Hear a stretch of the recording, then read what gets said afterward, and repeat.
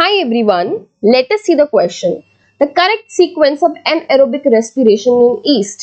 तो बेटा yeast के अंदर जो anaerobic respiration की प्रोसेस हो रही है, what is the correct sequence? तो सबसे पहले हमको ये समझना होगा कि yeast के अंदर जब anaerobic respiration होती है, वहां पे सबसे बड़ी उसकी आइडेंटिफिकेशन ये है कि वहां पे अल्कोहल का फॉर्मेशन होता है।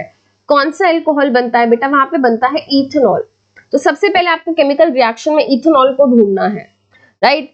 तो ग्लूकोज, पायरुवेट, लैक्टिक एसिड। तो बेटा ये इनकरेक्ट है, मसल्स के अंदर होता है ये वाला chemical reaction. Glucose getting converted into pyruvate, pyruvate getting converted into ethanol and then carbon dioxide. इसको हम कंसीडर कर सकते हैं, राइट, क्योंकि यहाँ पे इथेनॉल है।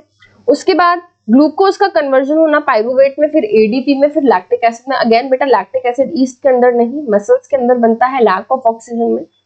ग्लूकोज का कन्वर्जन होना पायरुवेट में, एंड देन पायरुवेट का कन्वर्जन होना carbon dioxide, ethanol and energy में।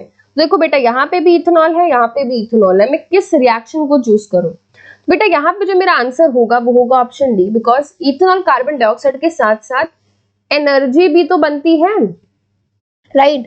तो वो एनर्जी तो यहाँ पे केमिकल रिएक्शन में इन्होंने मेंशन ही नहीं करी, तो ये मेरा आंसर नहीं होगा। मेरा आंसर होगा glucose getting converted into pyruvate, pyruvate का कन्वर्जन होता है carbon dioxide, ethanol and energy में। So the correct answer is option D.